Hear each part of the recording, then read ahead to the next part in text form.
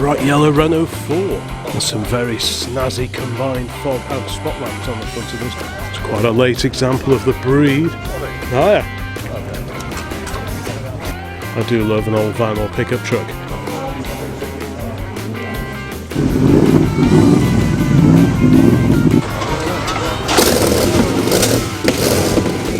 What an amazing looking car this is. As original Ford Model Ts go, the Ladybird Book of Motor Cars comes to the rescue.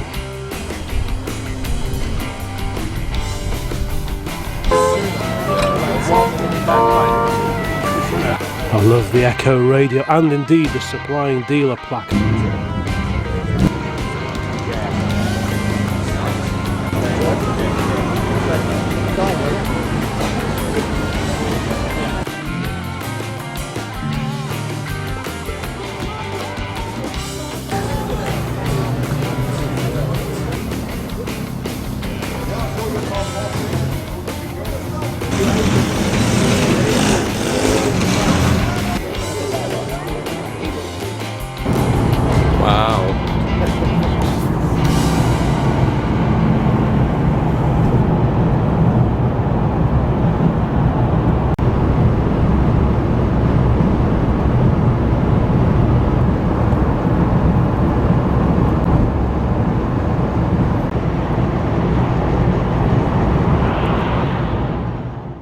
Well, morning all, welcome to a slightly breezy Bicester Heritage for the October 2024 Bicester Scramble.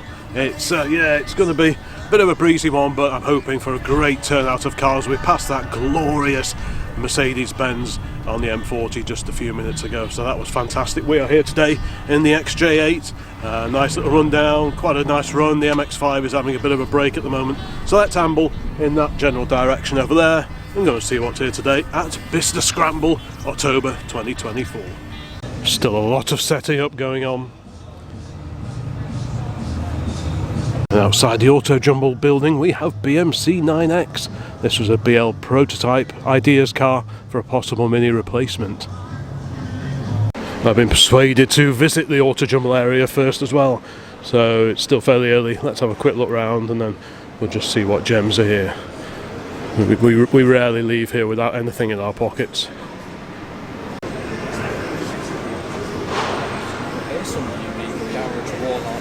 Many brochures.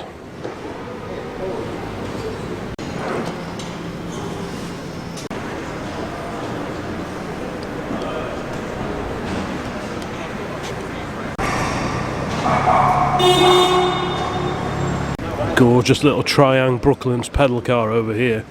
How nice is that?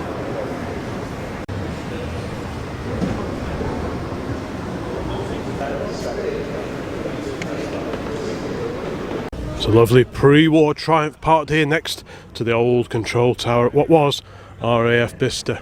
And we do have a bit of a family link here, as I mentioned before, because my grandfather was based here in the late 30s and early 1940s, so it's always a bit special to come back to Bicester. The goodies for sale, in particular, a Triumph 10.4 800 weight van of 1934.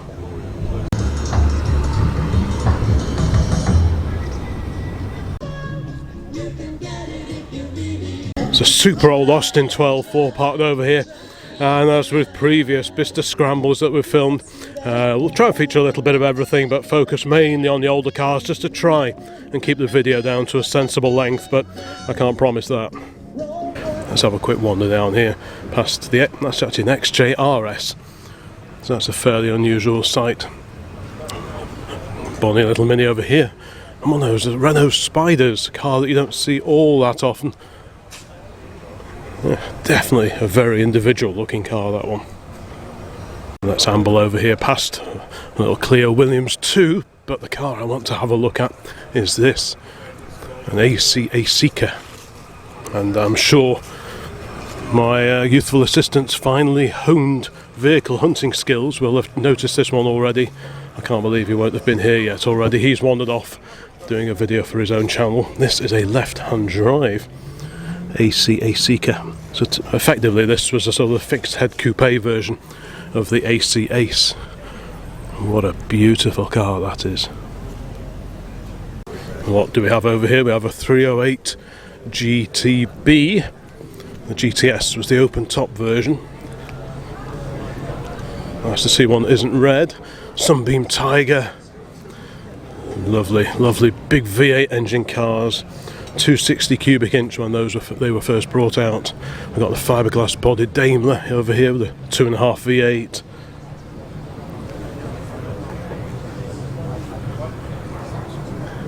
The E-Type right-hand drive Series 1, probably a 1.5, 1966, so it'll be a Series 1.5 E-Type, so I'm guessing that'll be the, in which case it'll be the 4.2. Well, there is the youthful assistant, just admiring that lovely Alvis over there.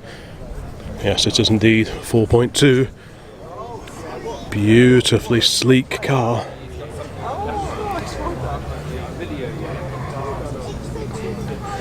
And staying with the Jaguar theme, we have the 3.8S, the S-Type Jaguar. This had the independent rear suspension. This was like an evolution of the Mark II Jaguar, really. This is a 3.8 manual. You could also get the 3.4 version and also an automatic version of both. This is the manual 3.8, and very, very nice it is too.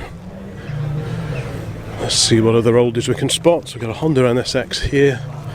It's Testarossa. We followed this one driving through Bicester an hour or so back. We've got a Series 3 XJ. So this one's about 1985. Could be the 6, could be the V12. Don't think there's any real differences in the styling between the 6 and the 12s. A very handsome car. This was a Pininfarina redesign of the previous Series 2. And these soldiered on for many, many years until the XJ40 era of XJ was ready to go into production. And in fact, even when the XJ40 came out, the V12 version to the Series 3 continued in production into the early 1990s. Got an M3 Cabriolet here, and there over there is that XJ RS, quite a rare car, sold as the Jaguar Sport XJ RS. You have? Yeah.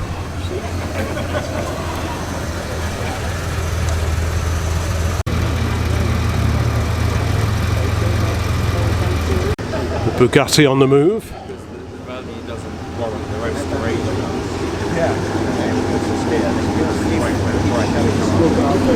think we'll have to have a closer look and listen at that one.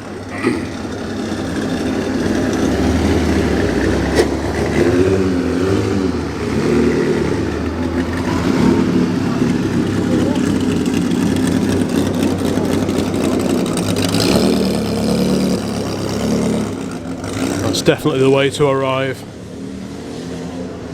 Over here we have XK140 drop head coupe. You can always tell the 140s compared to the earlier 120s.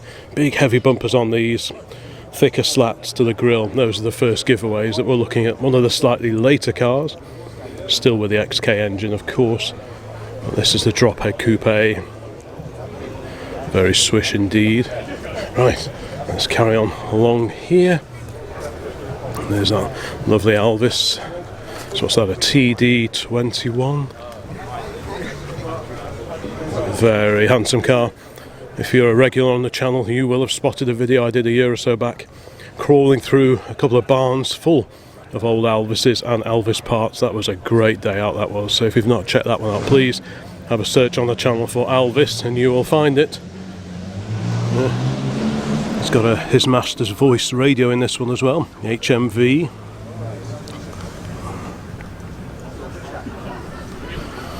Lovely car. I could be very tempted still with a coupe version of one of these.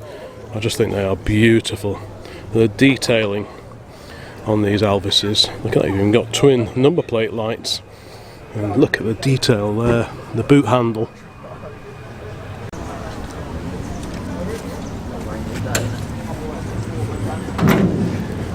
Just a few spits and spots of rain in the air, never going to be far away. Over here we've got the RS200, fiberglass bodied, panels by Reliant. And over there we have the Group B era Renault 5 Turbo. Lovely little special over there. And a bright yellow Renault 4. Chevette HS parked just here. Certainly a very cheerful colour on a slightly overcast day like this. I think the roof will be going up on this SL Mercedes before too long.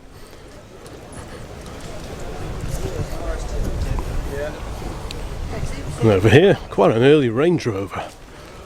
Let's have a quick peer in. Windows are open.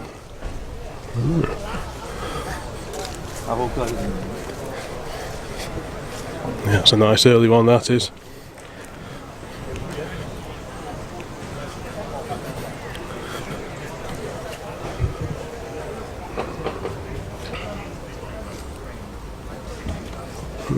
Oh, it's in lovely condition, that one. Alright, so let's keep going. Spot of rain won't slow us down. There's quite a few moderns here, so we can skip around here. I've got an M5 based on the E39 5 Series, so that's nice. Lotus Esprit over there, slice of early 80s Lotus there, all the way from Hethel. 2002, somewhat modified, de-bumpered. Very nice. Apologies if I'm a little bit croaky. I've been full of a cold this last week or so. A very swish XK here, an XK8 convertible. Very handsome cars. And a 350i TVR over here. All the way originally from Blackpool. Fiberglass body, just like the Lotus behind it. Yeah, very nice pair. Such variety of cars turn up at the Bicester Scramble. That's one of the reasons we always enjoy coming down here. It's pretty mad looking Mitsubishi off-roader there. And here, Fiat Seicento, the little 600. I'm guessing this is one of the sporting editions. Let's have a quick look around the back. I see a Bath badge down there. It is indeed Seicento Sporting. Apologies for the reflections. Window open. So let's have a quick peek inside. And a bit of info on the screen as well. Who doesn't love a grubby 911? Looks like this one gets used for a bit of historic rallying, but so refreshing to see old cars that look like they've actually been used properly rather than just spend all their lives being polished. And I don't think this has seen polish in many a long year. And long may it continue. Very well used. Look at the pipe sticking out the back of that. This one dates to 67. It's a 67 registration. Earlier 911s had a slightly shorter wheelbase, I think, compared to the sort of late 60s examples. And look at this well-travelled, fantastically original looking Series 2 or 2A. We'll have a look around the front. Land Rover. Even got a shovel on the back. Fantastic. Northern Rhodesia. This one has certainly been around. Johannesburg, Pretoria, all the way around South Africa. Kruger Park, Southern Rhodesia. Oh, wow.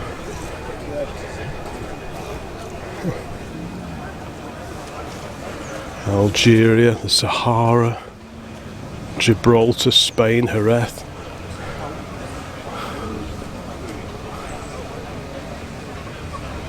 I just see that little special, it's just backing in over here, tucking under the trees, just in case we get any more of the damp stuff later. Yeah, it should stay dry under there, shouldn't it? Right, let's carry on over here. Yeah, it's just so original. Trans-Africa. What a historic vehicle this is. It is a Series 2 rather than a 2A. Not too many differences, but this panel on the front below the headlights is flat, and like a flat ramp on the Series 2. The 2A is a little bit curvier, but there aren't too many visual differences between the two. Yeah, it's great that this one survived and been preserved in such original condition. There's a book all about its Trans-Africa Land Rover is the title of the book. Yeah, what a beauty that is. Hey, let's just have a relaxed amble around, see what we can spy. It's a super clean Peugeot 205 here. I mean, that design's what, 30 plus years old now. It still looks very sharp looking car, right? But look at this, Zagato bodied Alfa Romeo. Is this based on is it the Junior Zagato? I've only ever seen one of these once before. It was racing at Upton Park maybe last year, but this is certainly a road going car, but I think it's based on the Junior. Big chunky door handles, aren't they? For such a small low car, and in typical Alfa fashion. I'm not sure if you can see it, but the gear lever sprouting out from under the dashboard, almost horizontal. Yeah, quite a rakish looking little car this is. Alfa Romeo 1600Z. Well, we'll see if you're watching this on the other side of the pond, and if you are, well, hello, welcome to Old Classic Car. Thank you for popping in and giving this video a watch. Don't forget to like, subscribe if you haven't already, and have a look around the rest of the channel when you're finished here. I'll include links to some other Bicester events at the end of this particular video, because we've been here a few times now for scrambles and indeed Flywheel, which was also a spectacular event. But yeah, this Alfa is a real beauty. I do like that.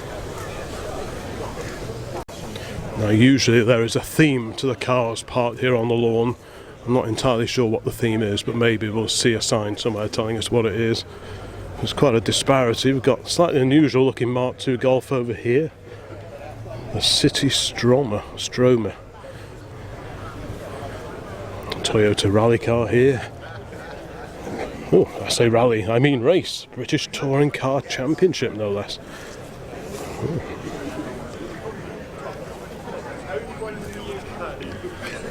Super TR4, one of the, is it Dove or Dove? I never quite remember.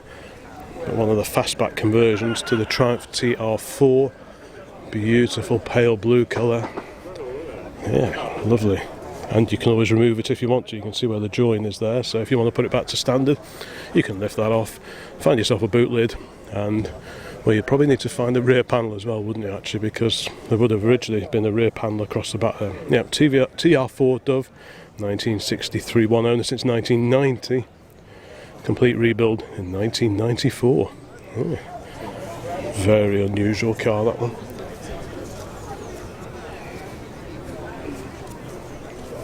Right, ooh, I can see the shapely form of a Saab 95 roofline just behind this, what was it, a bunker at some time, possibly. Lots of reminders of Bicester's military past everywhere you look. A 1972 Saab 95 V4, we'll have a closer look at that in a minute. A front wheel drive Citroën, a traction avant, left hand drive, oh, it says it's a Commercial, so this has got the big opening door on the back. There we go, the big top hinged rear hatch. So that's a very practical car. So this would have been designed for people who wanted a family car at the weekends, but to use it as part of their business with a lift up back during the week. So yeah, so that's the Commercial, the long wheelbase, much bigger than the smaller front wheel drive tractions that we see. Yeah, quite a rare old beast. And look at those beautiful Marshall headlamps. I can hear something very fruity starting up over the back there, but we'll keep looking around here.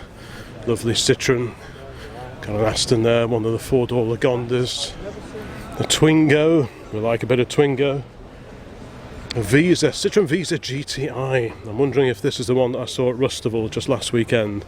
There can't be too many of these around. I'm terrible at remembering number plates on cars, but I'm guessing that's probably the same car.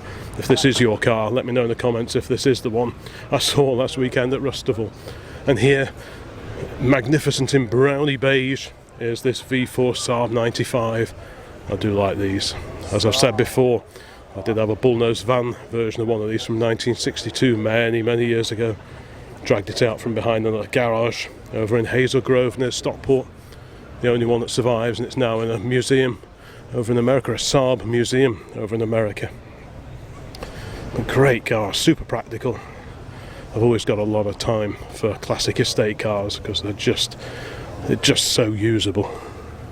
We've got an extra row of seats, apologies for reflections. Yep, we've got an extra row of seats in the back there. So you can see it's based on the 96, but just with a station wagon rear body. Right, let's carry on over here. So what is this? Daihatsu Miura. All these really oddball Japanese cars. Look at twin cam 16 valve turbo. And a car that probably weighs the same as a shoebox, I imagine. Oh, many stickers. And here another TR4 Dove as well. This one a 65 registration. Doesn't that look fantastic on those painted wires, black wires. Chrome can often look a bit too blingy in my opinion, but nice subtle painted dark colour wires, that really does look a treat. And some very snazzy combined fog and spot lamps on the front of this, made by Hella. Yeah. They're pretty groovy as well. Yeah, what a great car. And over here, Mazda MX-3. You don't see too many of those around. And staying with Mazda, we have a 323. Oh grief, it's a long time since you saw these as a regularly out on the road. This one from the late 70s. I remember the girlfriend of a neighbour of ours had one of these. She used to turn up in that quite regularly. Yeah, I imagine her car is long gone, but fortunately at least one survives and it's here today at Bicester. But yeah, it's one of those cars that used to be everywhere, but now hardly ever seen anywhere. The 323 1200. Don't forget to let me know in the comments which of the cars here today at Bicester particularly float your boat. Maybe it would be this Aston Martin DB24. I'll have to have a quick look around the front, but I think it's a 2.4. Yes, it is. What a handsome machine that is. Beautiful looking car. And over here is BMC 9X, but I am momentarily distracted by this magnificent Bentley. Like I say, you really have to keep your eyes peeled.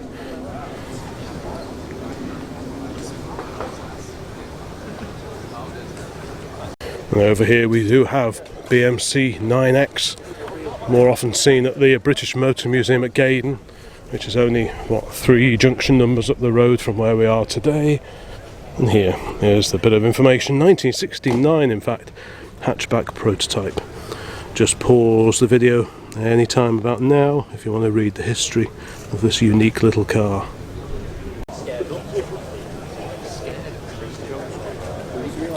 Neat little Renault 5 race car. And over here, under a bit of foliage, we have a Seat Ibiza. One of the Giugiaro designed Ibiza, if I remember correctly. Let's have a quick look in here. Design is attributed to Ital design and Giorgetto Giugiaro.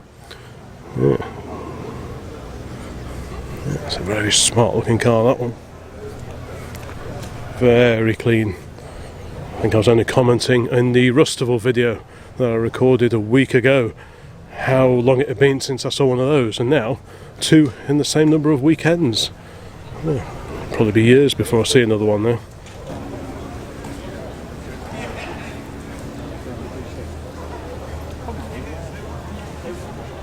Mark 1 version of the Ford Fiesta XR2 over here. That's very smart, complete with supplying dealer. Sticker in the back window. You can hear a little aeroplane flying over. Very distinctive graphics on these cars. Great Survivor that is. Right, let's just have a look. Alpha 145.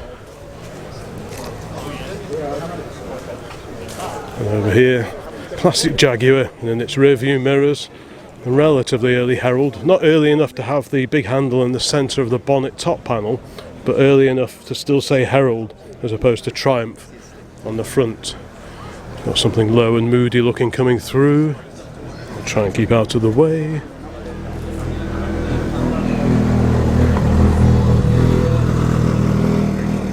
Never seen lights like that before on any car.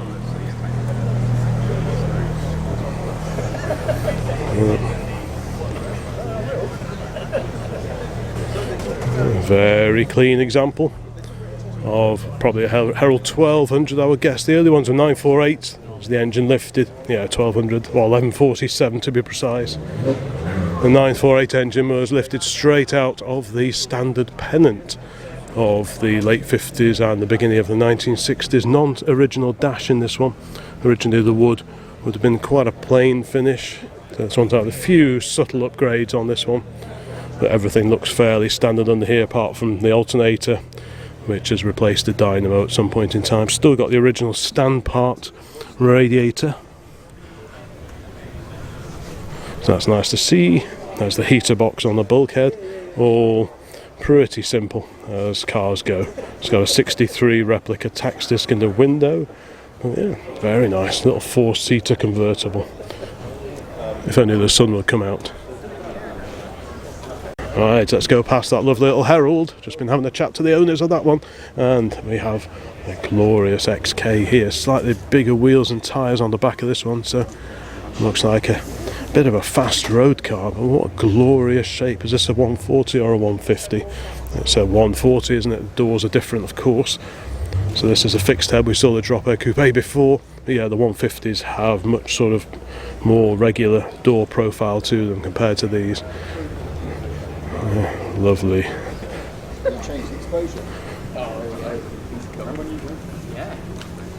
Just stunning cars everywhere you look.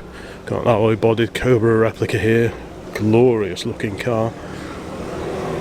MG burbles in.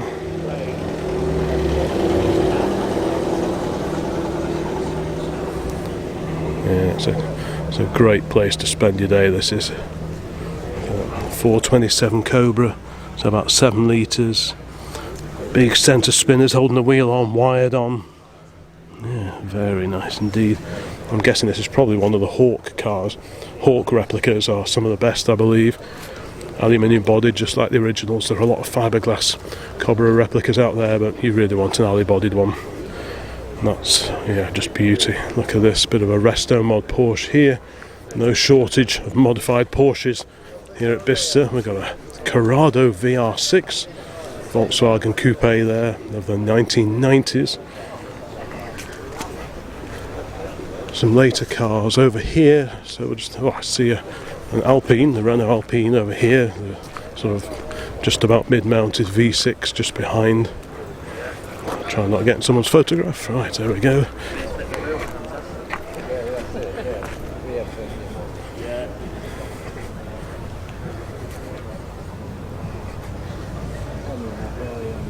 The 911 Targa just over here behind me. This Toyota coffee truck's a pretty bonkers looking thing as well. Must have been a special import, I'm sure. Wow. Look at this over here, Alfa Romeo Giulia Saloon. These were typically available with the 1300 or the 1600 cc version of the famous Alfa twin cam engine. So which one's this one? Giulia 1300 Ti. What a beautiful car that is. So if you really aspired to like an Alfa Junior or something like that, but you had a family, then this is the car you would buy. Left-hand drive, so that's all pretty cool. Yeah, what a great looking car that is. Oh, we have a Renault 16. Let's keep out of the way. Let's just get down here. It's quite a late example of the breed. Oh yeah, isn't that lovely? Metallic green.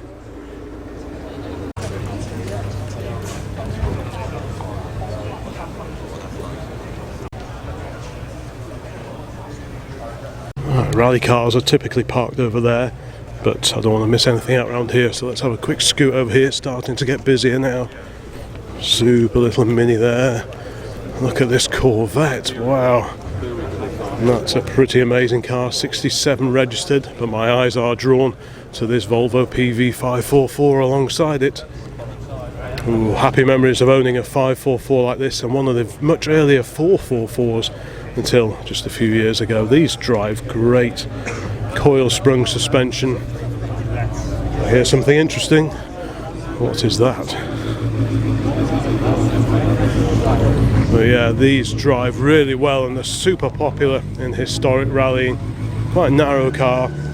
It drives very much like the Volvo Amazon, and for a long time these were sold alongside the Amazon. The Amazon came along in '56 This is a little bit early. I think this came out in about the late 40s possibly. Certainly based, I think the styling was inspired by a 40s Ford, the sort of Beetle back styling, but yeah, these drive really nicely. Should have probably kept my pale blue 544. This has got the B18 in it, the 1800cc. I don't think the B20 was ever fitted to these as standard, but it would drop straight in. 18's a little bit revier, the B20 is a little bit torquier, so take your pick. But these are just fantastic cars, and they're all left-hand drive as well.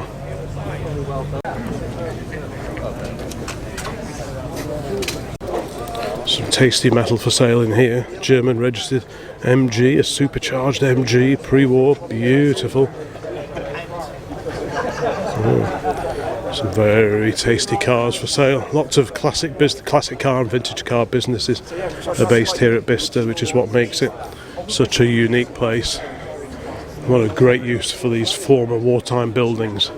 Being packed with businesses relating to vintage cars, sales, vintage car, classic car restoration.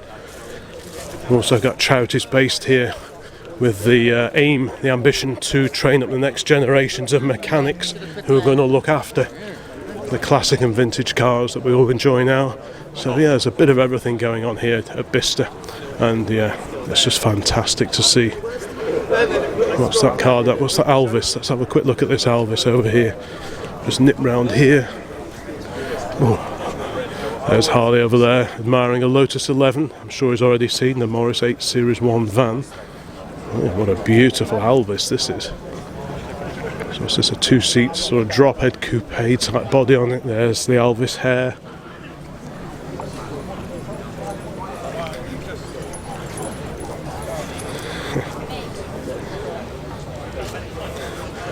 Oh, I know what he spotted. He has spotted this 4CV. Oh, good lord. This is a fairly late one with the later Dauphine style wheels compared to ours. Ours is a UK built right-hand drive car. This is a French left-hand drive car. Very, very similar cars. Although ours, I think, will have wind-up windows, whereas this one probably won't. No. So the French cars have much larger opening quarter lights, but the window here is fixed. Yeah, it's alright, isn't it? The dash is the same style as ours, because I thought it'd be different. Yeah, it's the same dash, isn't it? It's just a French, it's an original. Yeah, it's a French built car, this one. Later on these wheels, isn't it? It's a sort of like 59 or something like that. It could be, yeah. The little 4. Yeah, ours has got like a little 4 logo on there, isn't it?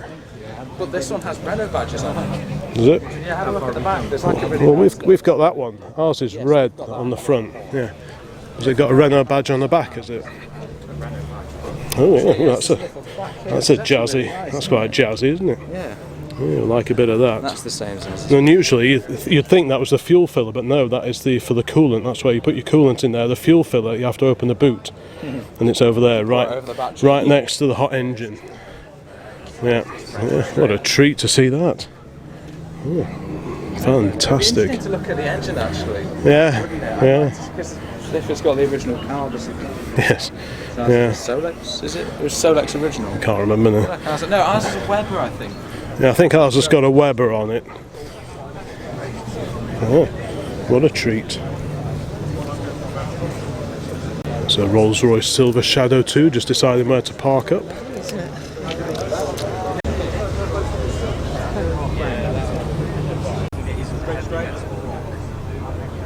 If you try and put jazz. Right, there's always a great parking area over here.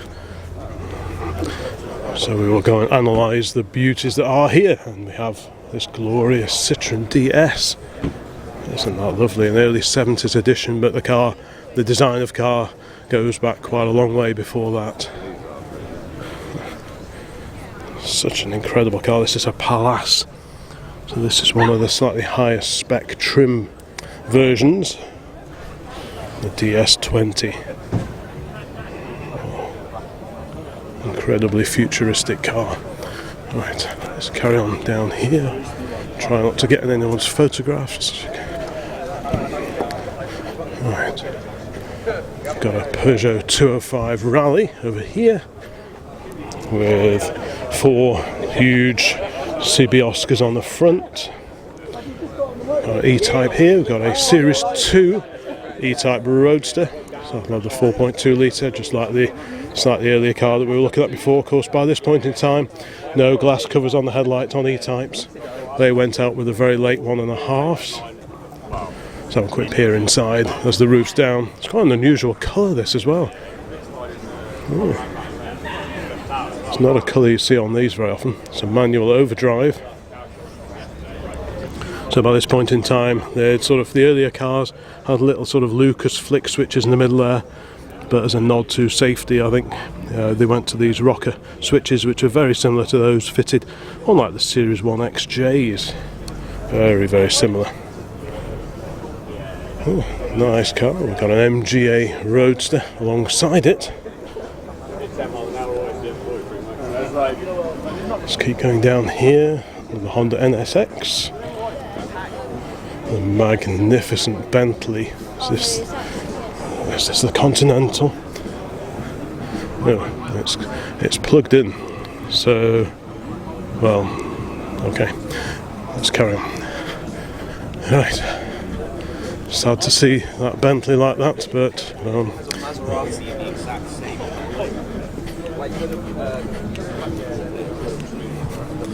there's a glorious Bentley over here, post-war. Quite unusual bodywork, the way the screen is sort of integral with the scuttle. Huge two-door, four-seat drop-head coupe coachwork. Beautiful inside. Oh, very swish indeed. Right, let's see what other oldies we can spot here today.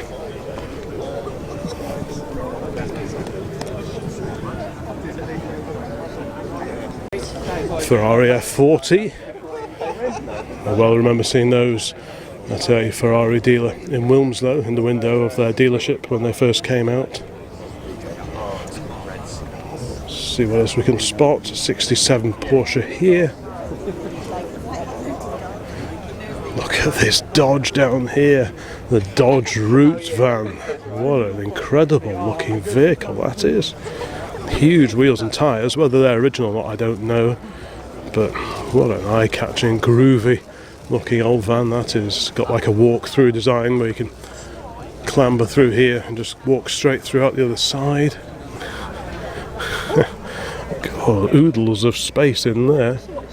Whether this has got standard running gear or not, I have no idea. The column looks new.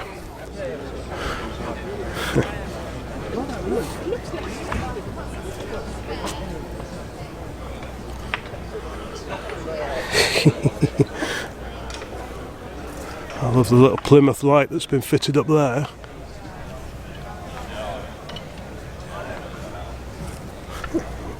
What a groovy thing.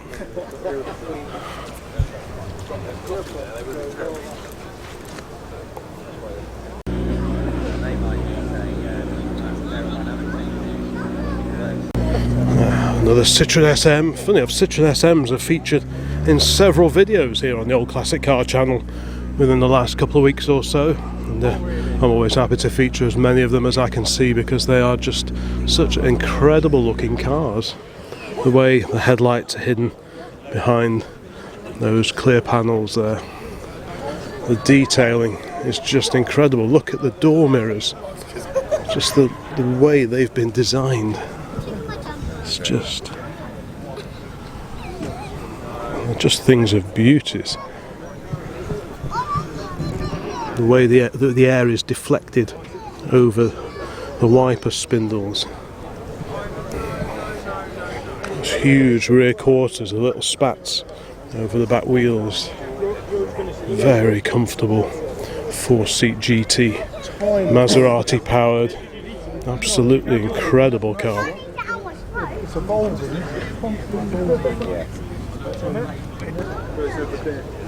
Oh, man on, jump up.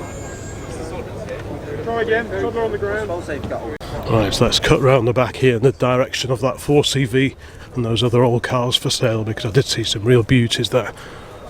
But look at this fantastic Morris 8 van. If you're a regular on here on the Old Classic Car channel, you'll know I do love an old van or pickup truck. That is just such a rare thing.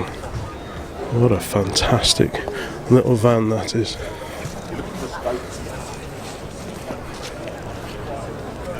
So what year would this be? About 35, 36, something like that. Very similar in style to the little Ford Model Y, and they also did a lightweight van version of those as well. But this is definitely a Morris 8, little side valve, 4-cylinder side valve engine, about 918cc. Isn't that wonderful? Oh, 1936, there we go. 1936 Morris 8 van. Cool. How fantastic would that be? I'd be so tempted to buy one of those and have it liveried up with the YouTube channel name, Old Classic Car, down the side. I think that would be very, very cool indeed. But I suspect there would have to be significant wallet lightning to add one of these to the fleet. So let's have a look at the rest of the cars in this row. We've got a Lotus 11. I always remember being told, I heard a story once that was one of these dumped in a building at a scrapyard in Manchester. But I never did find out where it is. Someone gave me the name of the scrapyard owner. Every now and again I research it, but I can't find any reference to him anywhere. So it's probably long gone. This was probably back in the 1980s. And yeah, lovely 4CV. We had ours out yesterday. Technically ours is a 750. The UK built cars were called and sold as the Renault 750, whereas in the home market in France they were sold as the 4CV. Right, let's carry on down here. MGTD, nice AC here, drop-head version of an AC, possibly a 1680. We've got an Austin 16, I believe, although some of the Austin 12s post-war look very, very similar, but I'm pretty sure this is a 16, yes it is. So these came out in the late 40s, slightly predate our V8 Pilot, but not by much. This was really a contemporary car to the V8 Pilot, and again very much pre-war styling. They're very, very handsome cars. All the Austins of course were built at Longbridge, not a million miles away from here, just a little bit further north. Huge sunroof, we don't have one of those in the Pilot. Individual seat in these as well. The Pilot's got a bench seat. Ooh. Look at that racing. That's not original, is it? Oh, beautiful aluminium filler cap there. Very distinctive split rear window arrangements, similar to the pre-war Austin 10 Cambridge, but just much bigger. Yeah, lovely shape, lovely headlights. I like any car that has separate headlights. Got an Elvis here, MGA fixed head coupe, and look at this Humber. I'm sure that's a Humber. But I think I remember drooling over this car when we were down here last. Yeah, Humber. That is just wonderful. I love the sort of the V windscreen arrangement on that as well. Beautiful vintage car. UE 5425. So what year is that going to be? About 25, maybe a year or two either side of that. Little MG here, TC. Slightly wider body compared to the earlier T-Series midgets. Singapore Gun Club. Yeah, some nice badges on the front of that one. No, Austin 7 Racers over the back there. But I will have a quick peer in the back of here because I imagine this is jolly, jolly nice. Got a December 28 tax disc in the window. We've got a partition between the chauffeur and the rear seat occupants. Just about see in there, I think. Oof, very commodious in the back. Nice to see all the screw heads lined up on the gutter. Let's have a quick peer inside the motor shed. Much modified Austin 7, I think. Yeah. Wow, that's neat. What a cool looking little car that is. Another MG over there. That's a PA midget.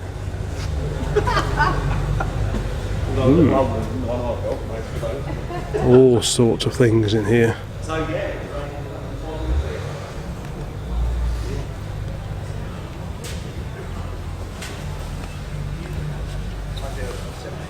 There is a little Morris 8 Tourer just over there, 4-seat Tourer based on the Series 1. So that would have been a contemporary of the van outside. We've got a Renault NN with a coal scuttle front end, and you can just about see the intakes for the radiator behind the bonnet, and there's the filler on the top. Renault always did like to do things their own way, for better or worse.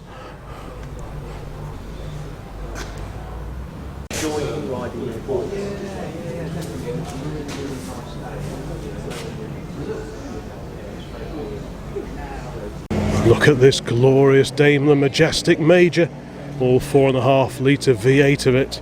What a fantastic car. Now I remember looking at a Daimler Majestic Major parked in this exact same spot. Was it this car? Was it not? I thought that car was black, but this one's definitely green, unless it's had a repaint, of course.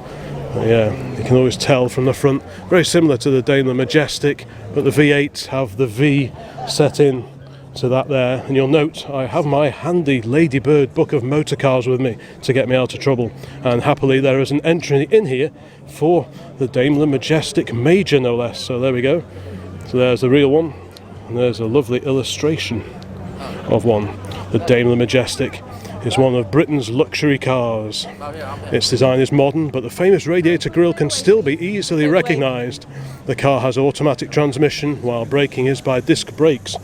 A feature of the interior is the exceptionally wide back seat. There we go, the exceptionally wide back seat. So let's have a look at this exceptionally wide back seat, and there it is. Oof. What a magnificent car. These things will bob along, they'd do it. I'm pretty sure they'd crack 120, these would. Incredible car. And then there's a limousine version of these as well, which was the DR450.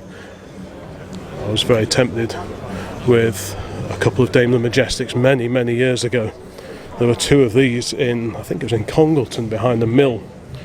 One was a V8, the Majestic Major, and one had the 6-cylinder 3.8 6-cylinder engine in it. But the V8s, they're a very special car indeed. The Buick Centurion. Yeah, same guy designed the engine as these, as in the 2.5 litre V8, the Daimler Dart, and the V8 250 that was based on the Jaguar Mark II. Yeah, Edward Turner design engine, but yeah, what an incredible car that is. Look at this glorious Ferrari here, front engine V12 275. Look at the filler cap on that. Fire extinguisher in it. That's it. GHB1, very distinctive registration number. I wonder what that started out life on. There's a Carman gear just parking up over the way.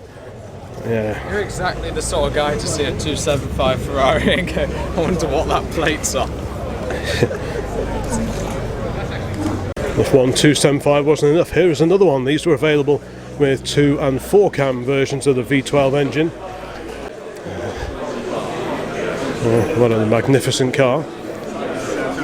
What else can we see here? I know there's a bit of a celebration of Ferrari going on here. Wow.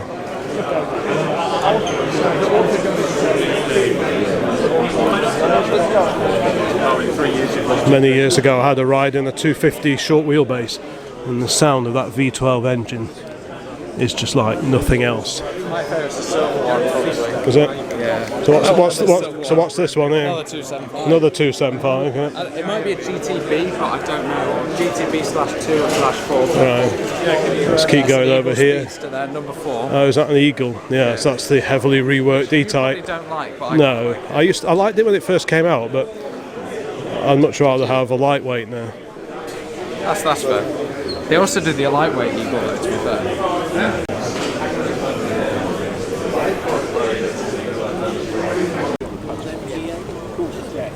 This side, I don't know.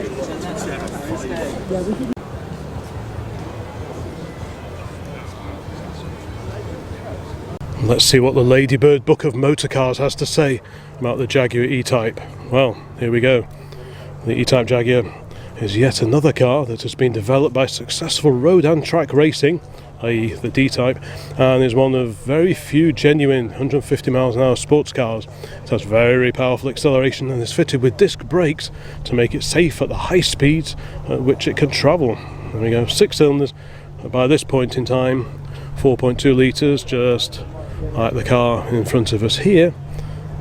There we are, average maximum speed 150 miles an hour. Of course, when the E-Type first came out, it was a 3.8 and they were touted as being genuine 150 miles an hour cars, but there was often the theory that it was the road test cars, the press cars, may have been just breathed on a little bit just to make them crack, so they could crack the magic 150, but I'm sure by the time the 4.2 came along, it was a genuine 150 miles an hour car.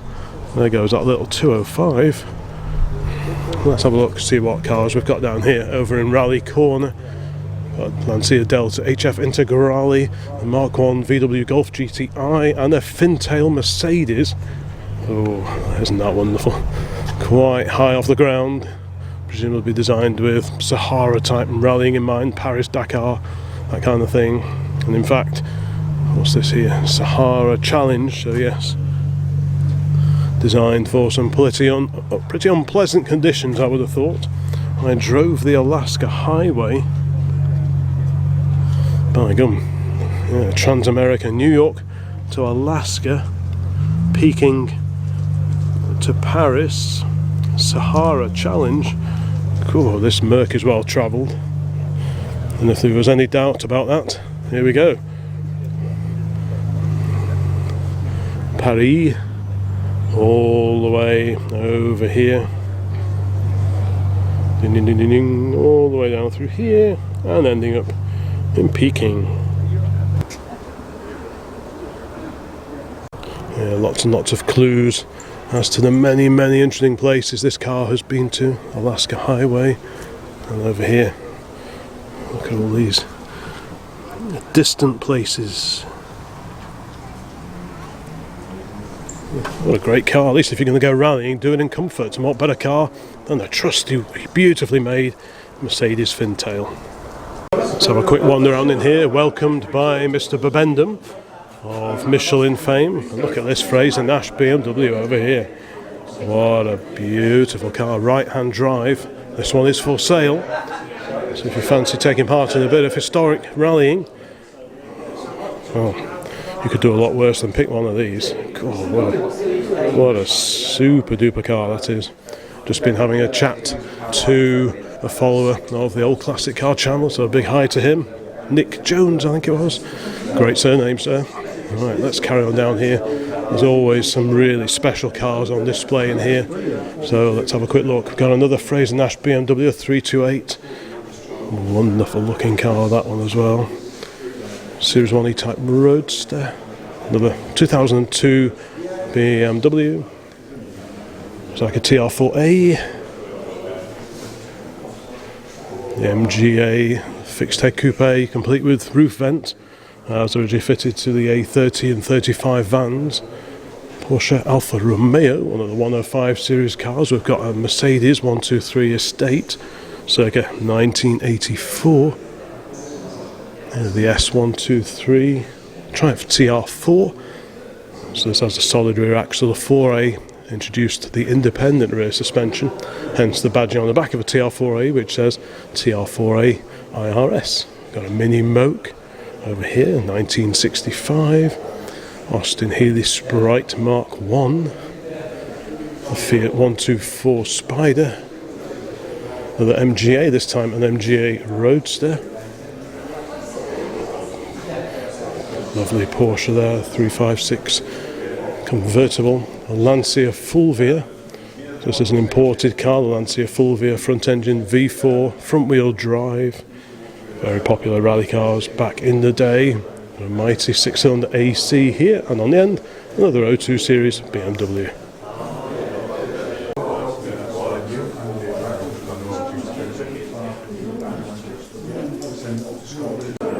V12. Look at this over here, the broad speed prepared XJC, the V12 powered XJ. Well, originally V12 powered, I'm not sure what's going on with this one. The only downside to using that type of thing is that Alcon doesn't come from the zone, so there's a bit if they set off here now, the brakes won't be very good. Yeah. If you get it on a track. I'm not sure what the story is with that. We saw that one as we were driving in, and here is that magnificent Mercedes-Benz that we passed on the M40 this morning. What an incredible car. Apologies for the music in the background. I have to try and speak over that so we don't infringe any copyrights, because that always gets quite exciting. Yeah, beautiful Merc, and this is incredible looking cars. I'm not quite sure what the power plant is in this one. Originally a much modified 5.3 V12, but I'm not quite sure what's in this one. Let's have another look, because I'm not really sure. It certainly doesn't look like any V12 I've ever looked at.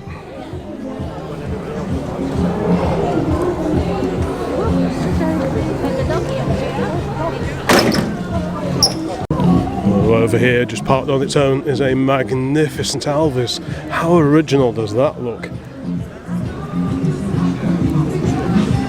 Isn't that just perfect? Again, this one looks like it certainly covers the miles, but look at this. Isn't that just beautiful? You can hear a lovely engine running over there. I'm not quite sure what it is. Yeah. Let's not get distracted from admiring this beautiful pre-war Alvis.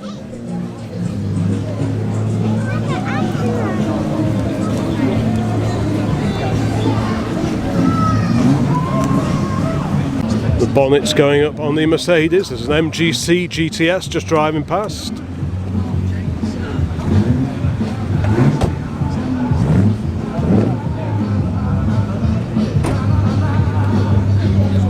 Oh, and look at that fin-tail Merc. Let's just get talking Mercedes. Right, here is the engine. Right, so what spec are we looking at here, sir, on this engine? This engine is a 5.6 V8 out of a 1988 560 SEL. Right, so the W126. It is a 126. It's called an M117 engine. Right. The original engine in the original car was an M100 engine. Right, got out it. of the 600 grosser. Oh yes, another one. Yeah. And then AMG overboard it from the factory standard 6.3 to 6.8 litres, and they got 420 horsepower out of it. Wow. But it only did 6 to the gallon. So this is a tribute to an original car from the 70s. That's correct. And that was called, what was it called? It was called the Red Pig. Red Pig. De Rotosal. The original car doesn't exist anymore. Does it not? No. It was destroyed during testing. When the car was sold to Matra Aerospatiale, they cut a hole in the rear of the floor and ran it up and down a rural French runway, slamming jet fighter landing gear down. And they tested it to destruction. Did they?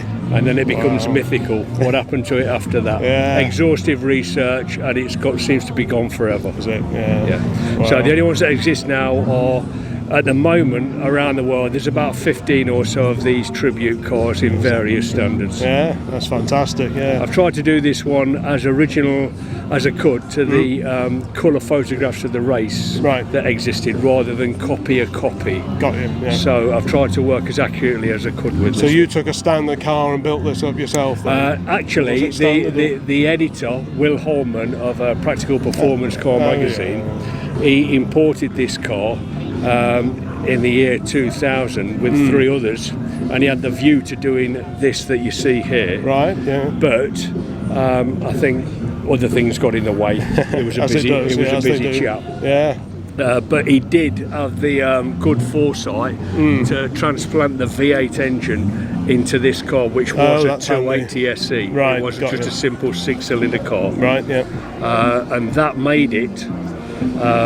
It's made it a lot more tractable. It's a 1.7 ton car. It's a 1971 So is this a W108? It is a 108. Yeah, right. Because the 109 was the V8, that's correct. wasn't it? That's correct. With the air suspension. Correct. And the one, yes, because I was looking at 108s last year for sale. That's why it's sort of just in the back of my mind, right? And your giveaway is generally from the outside the painted frames around the doors. Oh, I see. That was a thing for me, because I've got kind kind of the wrong car with it being a 108, Right. and I wanted it to look accurate. I've actually had chrome wrapped Oh, over the door frames. Oh, I so see. everything that you Right, see to give it the... Right, I see. So that's a wrap, is it? Oh, I There, see. it's a paper. Right. Wow. and they That's made clever, a isn't it? very good job of it. Yeah. You can't distinguish No, it from that's the really neat, isn't it? No. And it's, So, so you got to... to the uninitiated, Yeah. I mean, the doors are so heavy on these, aren't they? They're just incredible.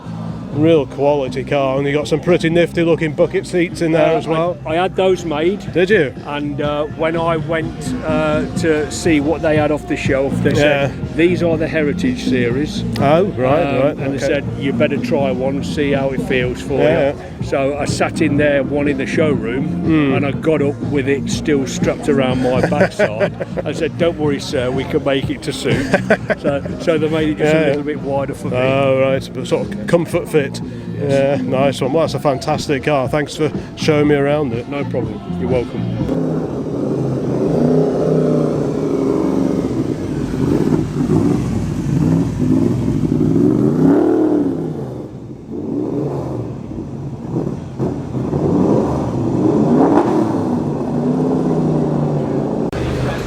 Quite a display of Alpines over here. Alpine's fairly old over there. Nice selection of those.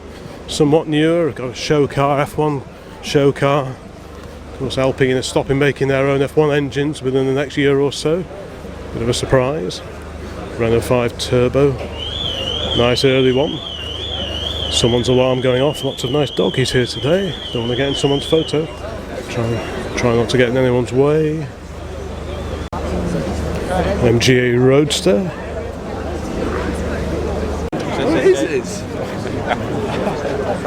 Quite the assortment of M cars over here. We've got Chris Harris's V10 estate over there. We've got an M5 E34, E39 here, E28. We like a bit of E28. I do like those. Somewhat newer cars here, but on the end I see one of the 3-litre CSLs. Yeah, no, that is a BMW. You see lots of air intakes on that straight 6 engine over there, so we'll have to have a bit of a closer look around there. There's quite a few people here. Must be something going on. Let's have a look around here. Oh yes, look at that engine. Yeah, we do like a bit of that. Look at the length of the intake trumpet on that. What an incredible car that is. A 3-litre CSL.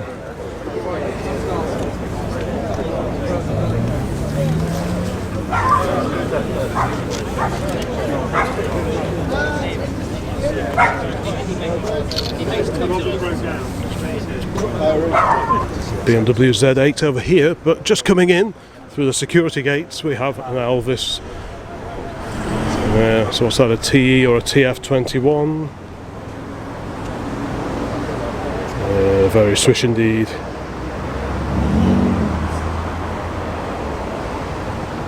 There's that lovely Z8, it's a little bit quieter now. Mr. Harris, Mr. Clifford have wandered off in the other direction, so we can get a closer look now at this glorious 3-litre CSL.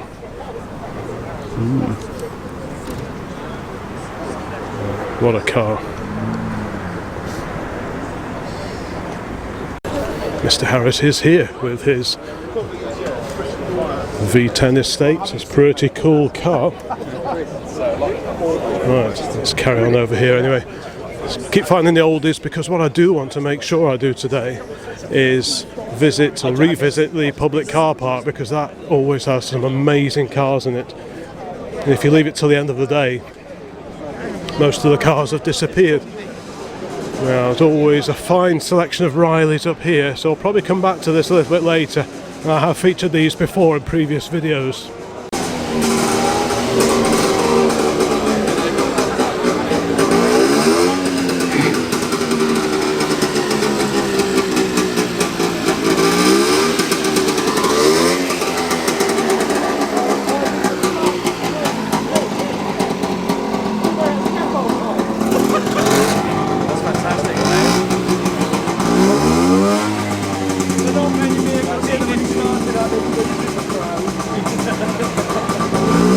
So I think we will head around here and just see what we can see. Look at this. Ex-Malcolm Campbell, I believe.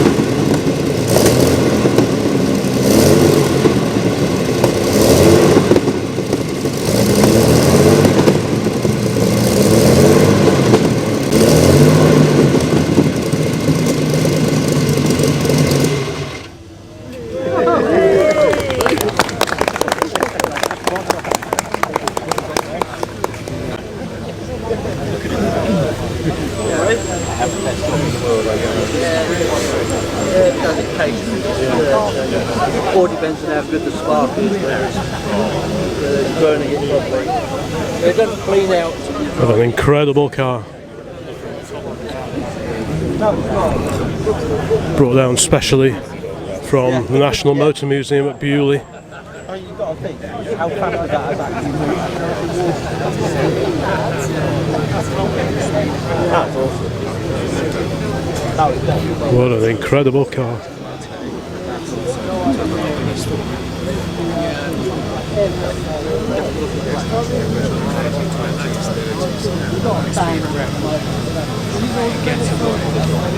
I hear the dulcet tones of my youthful assistant. There he is over there. I thought he might find his way over here. It's a bit seeming skiddy tyres. People have thinned out a little bit now. It's a lady came to say hello to him who's got.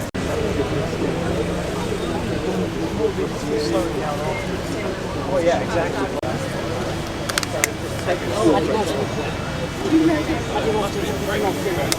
Well, I timed that just right, didn't I? Okay, let's carry on. Lovely Corvette Stingray ragtop there. Riley's.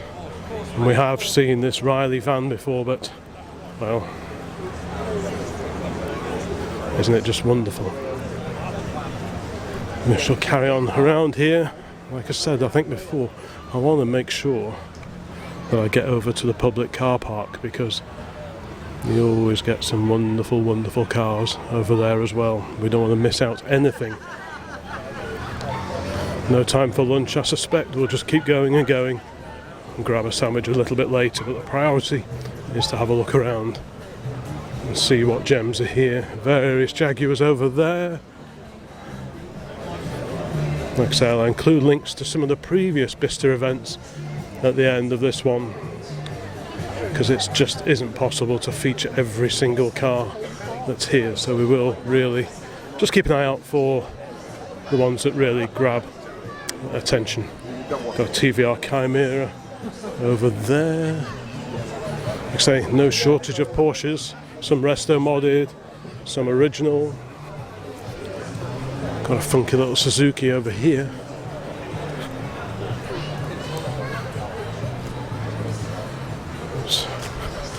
Let's keep going around here. Aston over there, no shortage of those. We have an Austin Gypsy over the way here, which was BMC's answer to the Land Rover. Although sadly these had steel bodywork and they rotted away pretty quickly, whereas Land Rovers only had a steel chassis, the rest of it was aluminium, and the bulkhead of course was steel as well.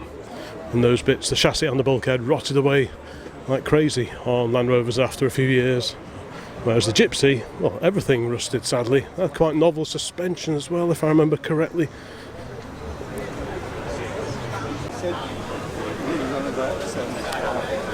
Let's keep going. There's a nice 356 Porsche just over the way here. Right, Porsche 356 Coupe.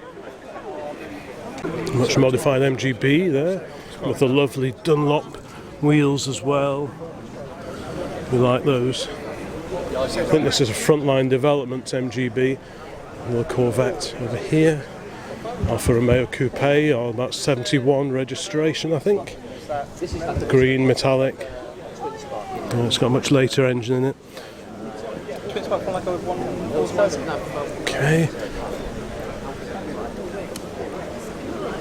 Let's see what else we can spy while walking around. Real popular event, this one. You know, I love all these. The way so many of the old buildings here have been repurposed. Let's keep going along here. Aluminium bodied XJ. Subaru Legacy wagon there. Merc over here. Also on a K plate. Let's see what we've got down here. Ooh, XK. Very nice indeed. Oh, look at the louvered bonnet as well. Oh, a beautiful example of the 120 fixed head coupe. Yeah, lovely. I do like the much slimmer bumpers on the 120 compared to the 140 that came along a bit later. Just think they're a lot more, just that bit more elegant really. But yeah, lovely. What a stunning car that is. Leather bonnet strap as well, proper gentleman racer spec.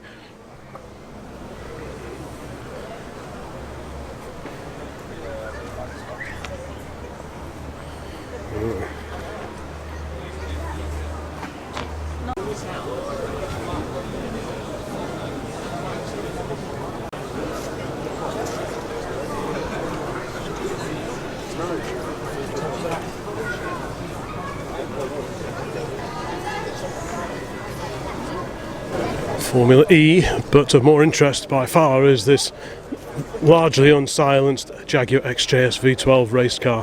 One of the cars raced and prepared by TWR Tom Walkinshaw. What a car that is. Tom Walkinshaw, Win Percy. A bit of info. 1984 TWR XJS Group A ETCC racing car. And if you go back, way back in the annals of this particular channel, you'll see a short clip that I did many years ago at the Chumley Pageant of Power. One of these was running and it just sounded absolutely phenomenal. Open exhausts on a Jag V12 manual. Doesn't get much better than that.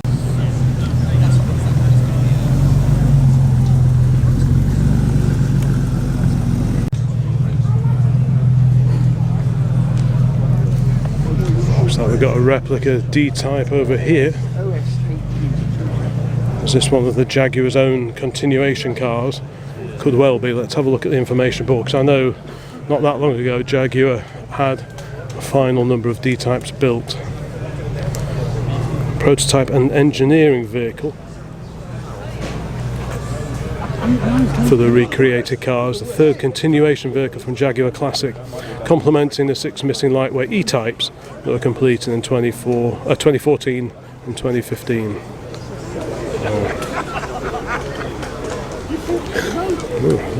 Look at the, wow, what a car. Jaguar C-Type over here, and this also is one of the Jaguar's official continuation cars. What a beauty that is. I know there was a bit of a question mark about whether these cars could ever be road registered, but I imagine there are ways to get that done. But what a phenomenal car. So C-Type or D-Type, which one would you go for? I'm still, one day I'll go C-Type, the next day I'll think D-Type. I really don't know. I think Harley will probably go for the C-Type. This seems to be his preference. Yeah, I'll be quite happy with either, to be honest. More wonderful Jaguar E-Types over here. Just have a quick admiration for those. They are on the Eagle stand, well famed for their heavily modified E-Types. And here we have one of them.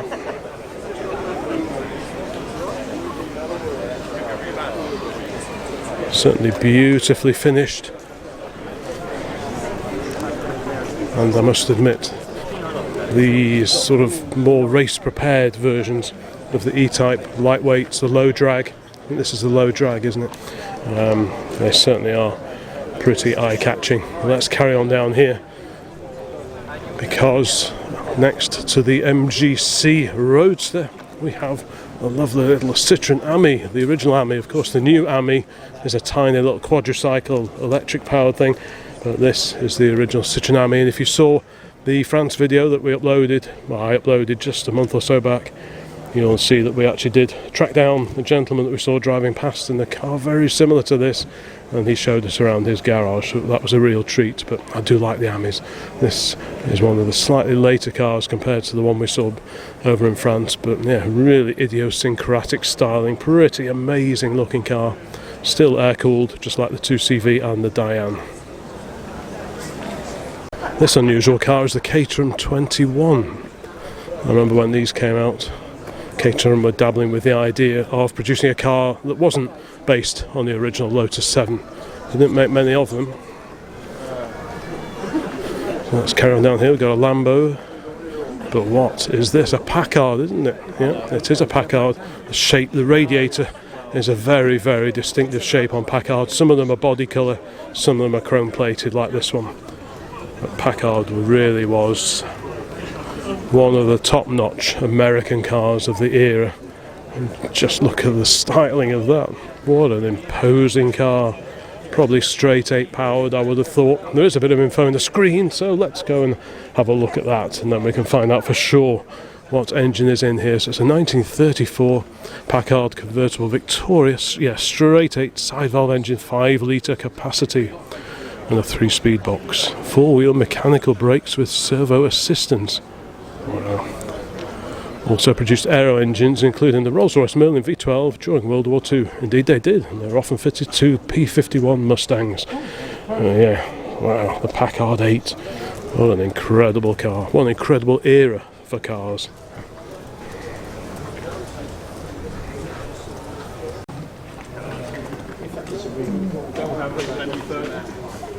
A couple of Fiat Pandas here. I'm not sure about this one, 4x4, but this one was definitely at Rustable last weekend. I remember seeing this one. What do we see over here though? A GN. We see this kind of car at many VSCC events that we get to. Yeah. What a great car that is. Look at the seats in that. If they could tell a story, I'm sure they would. Huge rev count to the tachometer there. Probably no speedo, I wouldn't have thought. Who needs a speedo? Way more important to see what revs you're pulling. But yeah. Very cool indeed. Dolly's Sierra Cosworth over here. Let's keep going. Fire, the ex-Morris Motors fire truck.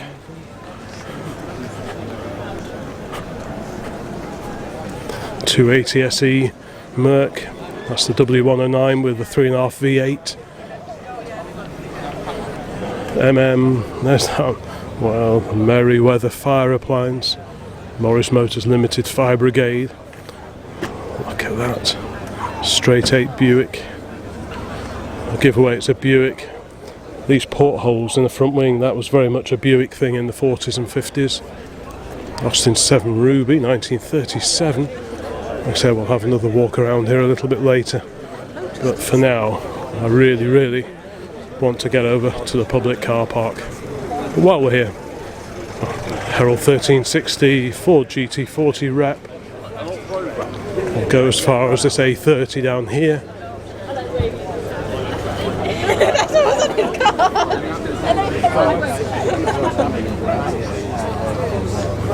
Bugatti, looking rather swish indeed. Got a Series 2 Morris Minor 2-door saloon. The Riley 1.5. The Morgan Austin 7. Lotus Elise. And Series 2A Landy. But I cannot walk straight past here without looking at these two stunning machines over here. Wow, what a stunning Bugatti we have here. I love the cast wheels on these, integral with the brake drums, the castings. The wheels are just a work of art in their own right.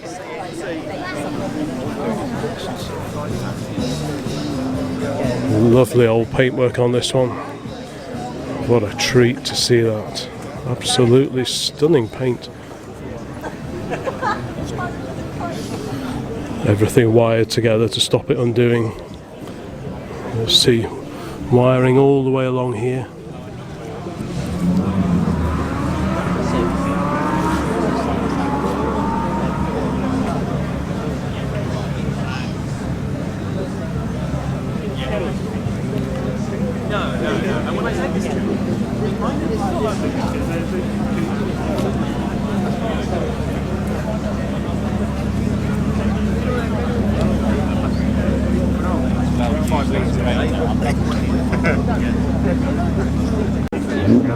At least an hour of run race. We've done it once. Especially if you're going to driving tour or something. Got a Merc R129SL there. Another one over here, complete with hardtop. Rover 220 Turbo, I think. What do they call those? Tomcats, isn't it? Yes. Ooh, what we got here? A buckler. Many of these were side valve Ford powered. Has this one got? Ooh, it has. It's got an 1172 in it. Let's see if we can get around here, see what spec the engine is in this one. So it's a little Ford 10 engine. It's got the aquaplane inlet manifold, twin SUs, and it's nice to see the proper old SU setup on these. A lot of this gear is reproduced now, but it doesn't look the same at all. I used to have this setup on an Ashley 1172. One of the popular mods, if you ran a Ford 10 engine in your special, was to fit the head off a Ford 8, because apparently it upped the compression just a little bit. Yeah, very neat car indeed. Bit of history on it here, so again pause the video.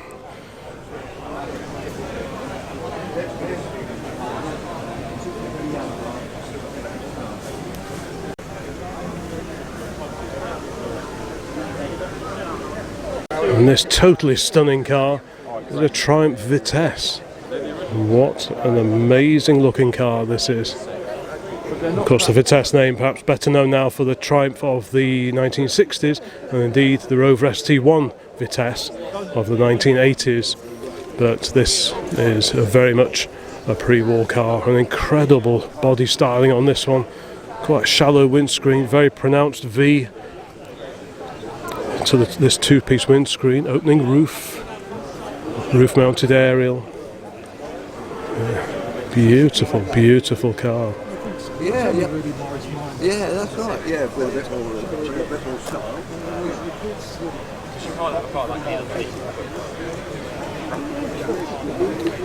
Yeah, what a fantastic bit of kit. But to be honest, everywhere you look you see stunning cars like the Alfa there, the Aston over there. Yeah. What a beautiful old Triumph this is.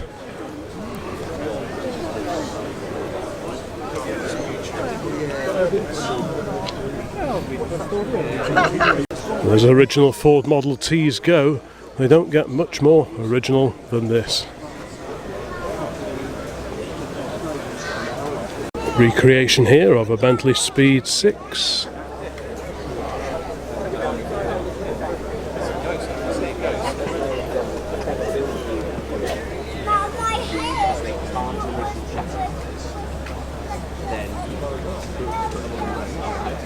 Is this a Buick Riviera?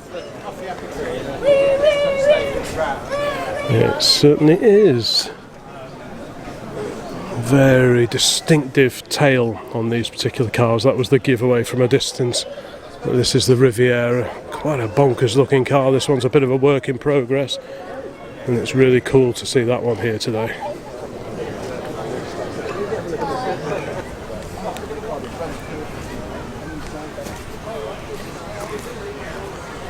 Very handsome craft. Okay, we'll amble in this general direction. Let's have a quick look. We've got a lowered 240 Volvo 2CV Mini 1275 GT. This Renault 5 Gordini needs no introduction because it seems to pop up at most of the shows I go to. This was at Rustival just a week ago. We've seen it at the Crew Heritage Centre and the NEC and somewhere else as well, I am sure. Alright, just a general assortment of cars around here. Lotus, Nissan Lotus, Sierra Cosworth. You see a BX over there, gorgeous Lancia Flaminia.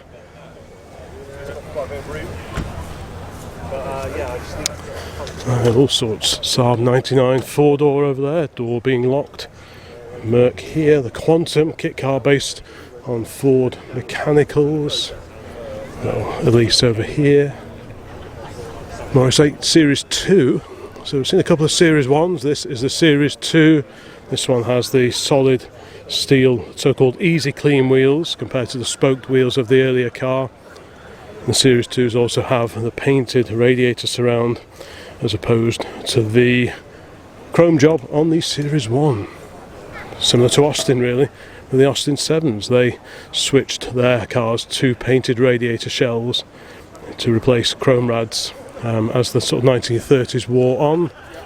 Got a Daimler here, the V8 250, and over here, which I think I saw in a car park at the Rustival just a few days ago, a Ferrari 400. Front engine V12. No obvious badging, but I think this is a Leyland Hippo. Okay, we are at the forward area in the public car park. This is where, for anyone who turns up in a slightly older car, can park up. Now, obviously I don't think we can feature every single car that's here today. I don't think I've got the batteries for that, but we will just have a bit of a dash around. We've got a Roland Garros edition 205. Lovely E28 there. I just nip through here. Go for Jägermeister. Shadow 2, I think that may be the one we saw driving around before. Maybe, maybe not. It's a super little Mark 1 Morris Mini Mine just over there. Let's carry on. This is a Plymouth, I think the Satellite, isn't it? Is that a Plymouth? Yes, it is.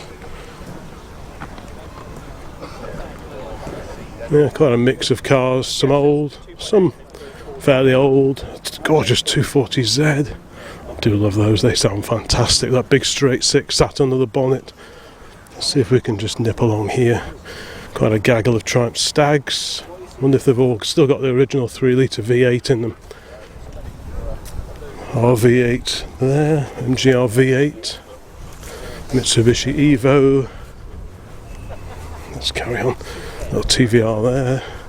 Is this a Marlin? Looks like one. Yep. You get a bit of all sorts, and even the field over the way there on the other side of the taxiway has loads of old cars. So, and because some of these start disappearing, sort of, you know, 12:30, 1 o'clock, cars start to disappear. So you really have to try and get round as quick as you can. Look at this glorious 911 here.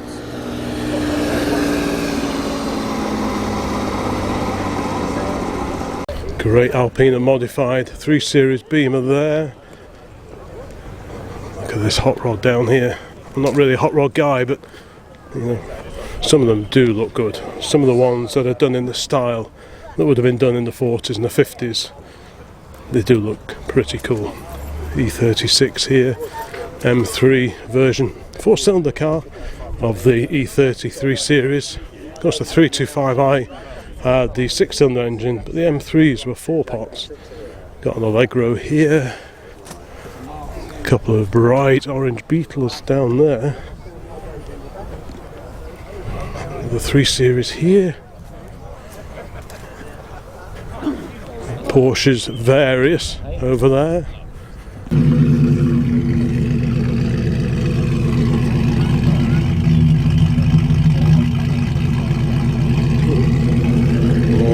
Fine looking car, especially with the hardtop on. I think they really do set off the shape a treat. Right, let's carry on down here, see what other gems we can spot. Another 105 series Alpha here with a step nose.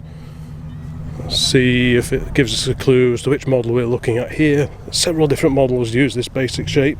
So this is the Giulia Sprint GT Veloce. Once again, the Ladybird Book of Motor Cars comes to the rescue, because here on page 14 we have info on the Alfa Giulia Sprint GT. There it is. There it is. So let's see what it says about this particular car. From a famous Italian factory comes the Alfa Romeo Giulia Sprint, two-door saloon sports car capable of high cruising speeds. Like many fast modern sports cars, it owes its development to experience obtained on racetracks all over the world. 4-cylinder 1570cc capacity, developing 105 brake horsepower. Yeah, lovely. Average maximum speed 109 miles per hour. Yeah. What a cracking looking car that is.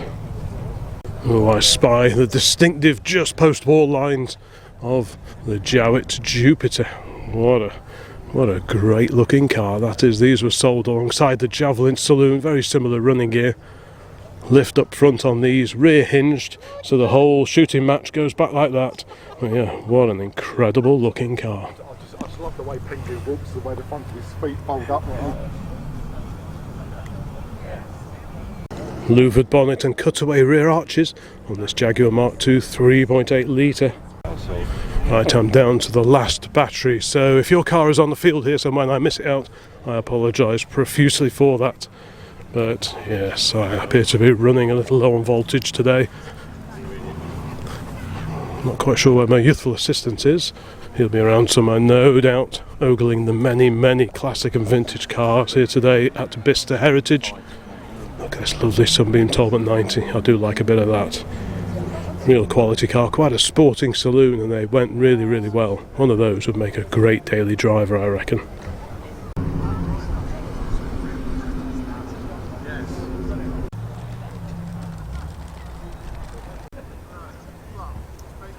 A 528i here, based on the E12 era of BMW 5 Series.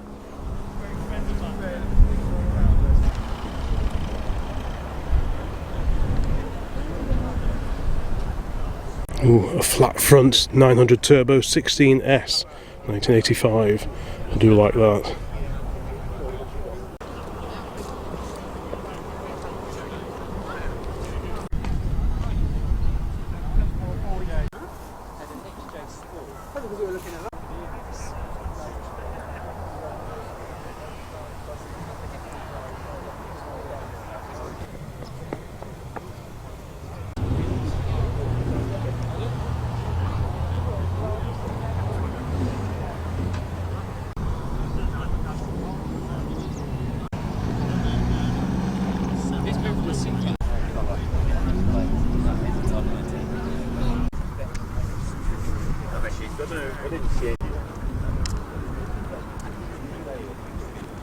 Another Renault 16 here today.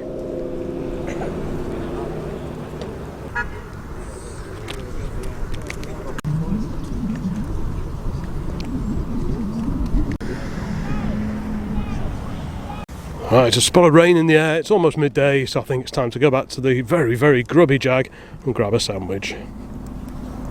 Quick butty stop time.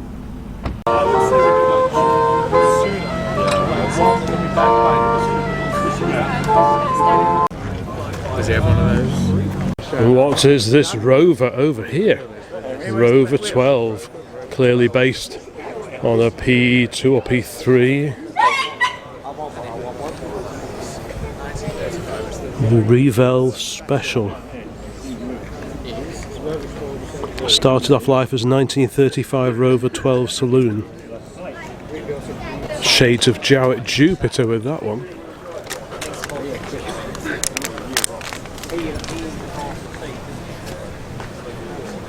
I love the Echo radio and indeed the supplying dealer plaque on the dash. That is the garage that did this conversion all those years ago, but what a great old radio that is. Really interesting car this. This is an interesting little car. Engine over there behind the driver and passenger. Wells of England, Wells Motor Cars Limited. Very, very striking looking car. I'm not entirely sure what it is we're looking at. What an incredible looking car.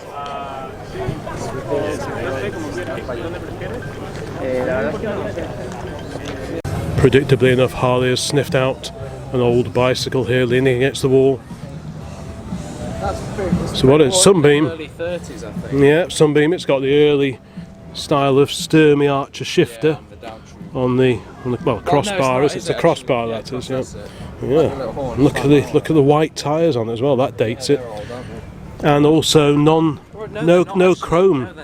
No chrome on the rims. No, they are actually, but they're old. The old looking tyres. Yeah, it might have had white. And I like how these are all painted. Often those are the natural metal colour, but yeah, oily rag would soon bring that up, wouldn't it? This incredible Bugatti so far is the car of the show for me. What an absolute cracker.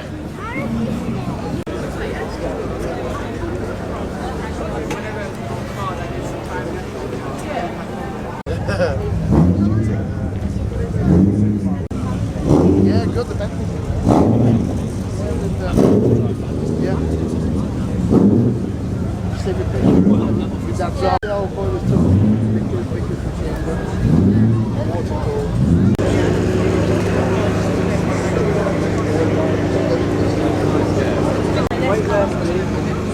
Yeah, you know what that is, though?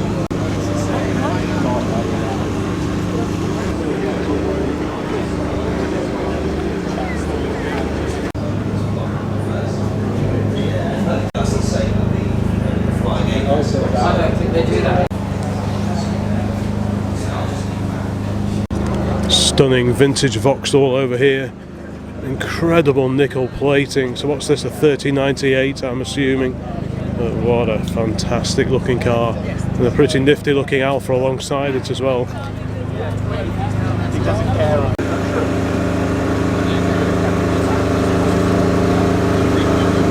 There's a gorgeous Riley Sprite. This one we saw rallying a little earlier in the year at Upton Park. Just one of many pre-war Rileys here today.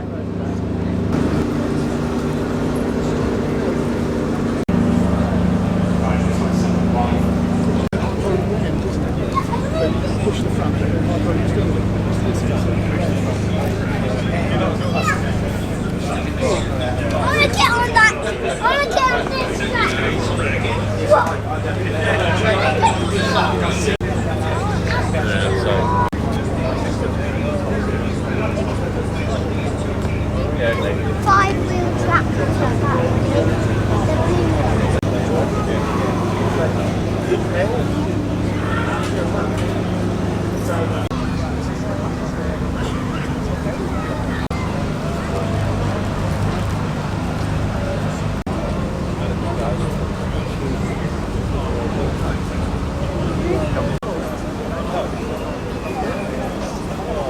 I only caught a glimpse of this before because there was loads of people around it. So what exactly is it? Woods. Oh, I can't say I've seen one of those before, I don't think.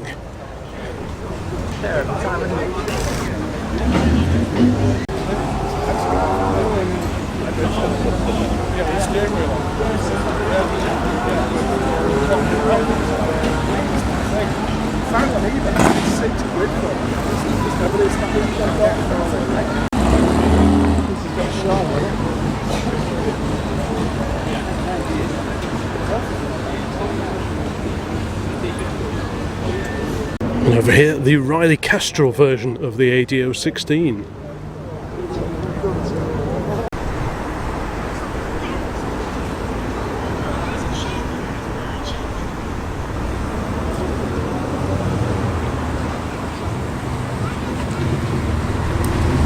There's that globe-trotting Land Rover Series 2.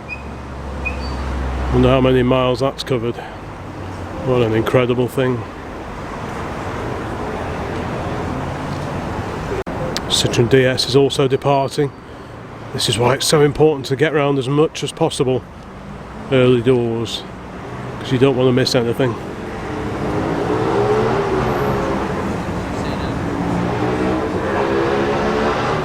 Bit quieter around the 3-litre CSL, so we can have a proper look and just admire the stunning lines of the BMW E9 Coupe. Yeah, I can hear something running somewhere.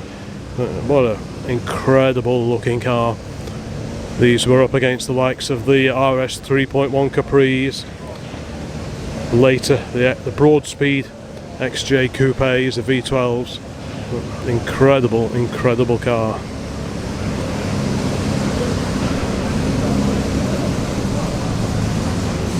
So is it the same as the other one?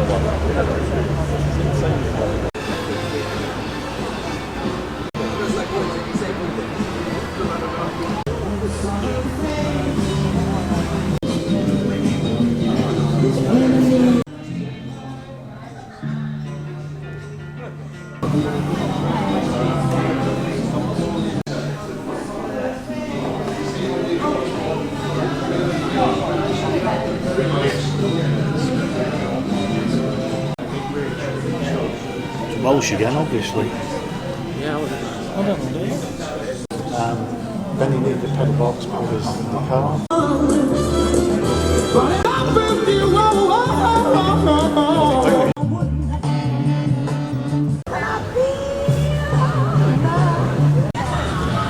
is that Manchuria?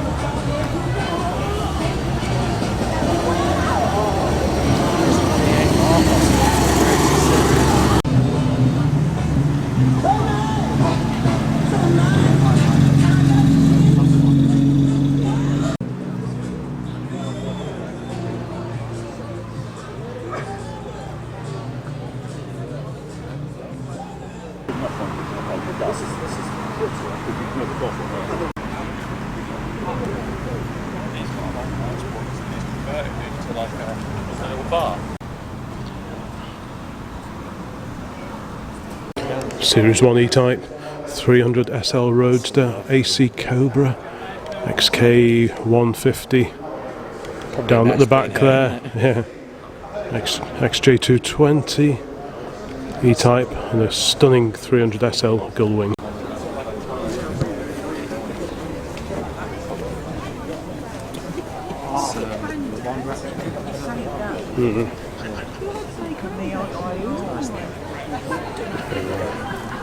I always get TT replica and Le Mans replica. Two lovely patinated Series 1 Land Rovers, this one with the headlights outside of the grille, and this earlier version behind the grille. There's a beautiful AJS over here.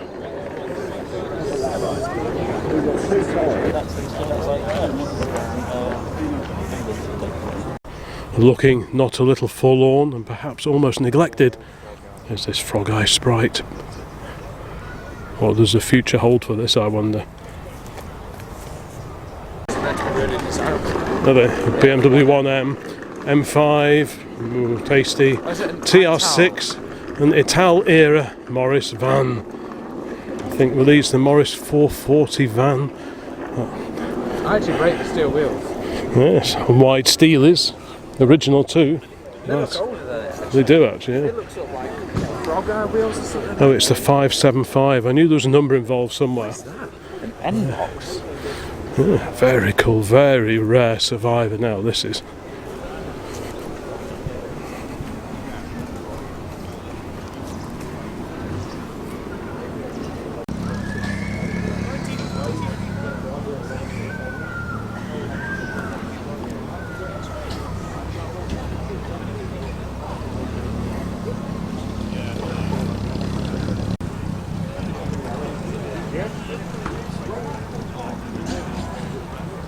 Looks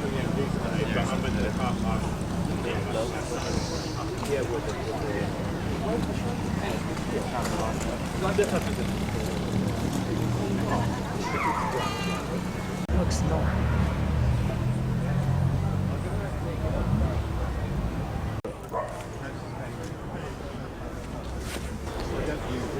I think we passed this Nissan Pal on the motorway a little bit earlier.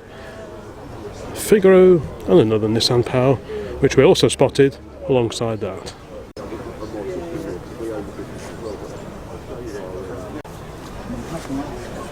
That reminds me, I need to get my Land Rover out again, don't I? Oh no, it's a different one. That's still in there. I can say how it would. It's not Oh, there's flies all over it.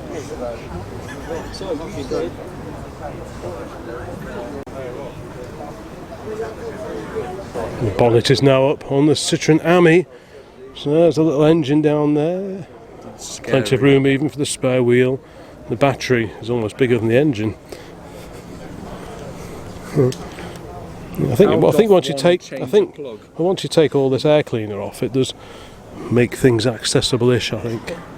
You've got this on the oil filter right on the top. I like how the spare wheel is structural. Yeah.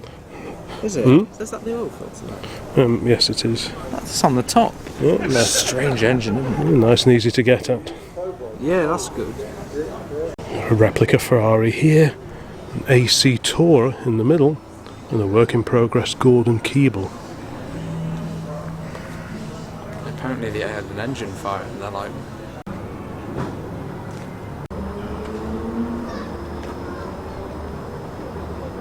Got Series 2 cheese grater grill Morris Minor here, so it's a fairly early Series 2 before they switched to the horizontal bars.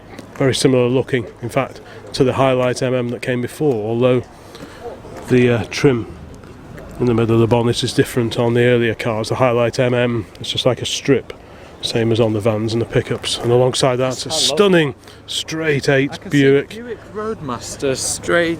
8. Buick 8 Roadmaster, but there's some Roadmaster. There's something else. Dynaflow it said in the back. Dynaflow is the transmission. That's the like automatic 20 different transmission. badges on it. Yeah, it's quite the thing, isn't it? So what's this? Late 40s, beginning of the 50s, somewhere around there, isn't it? I do love the look. Oh, the window's open. Let's have a quick peer in through the open window because it'd be rude not to. But wow, what an interior! Great view out through the split screen. Big straight 8 engine under there. Yeah, what a fantastic car. Yeah. Also, what a huge car. It's like an Austin Somerset on steroids. Yeah. What a thing. It's attractive, but the shape is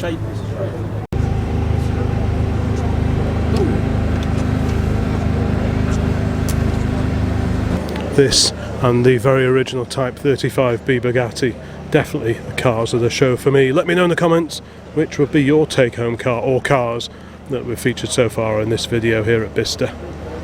I reckon.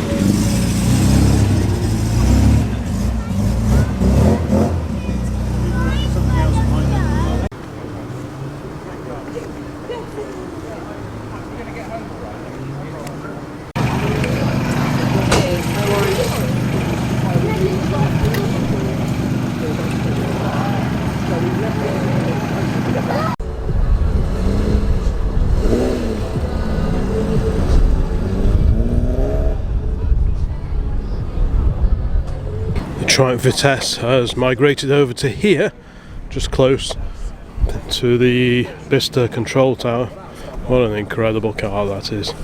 Just one of many, many beautiful machines here today. Triumphs, and also Riley. Look how sleek is that. What a beautiful looking car. I really do love the styling of these. Absolutely incredible. It is very nice, isn't it? And a very nice Triumph here as well. Very original seating in this one. We like a bit of that. Lovely dash as well. Yeah, proper cars tucked away over here. We do like a bit of this. Yeah, that Triumph really is something else.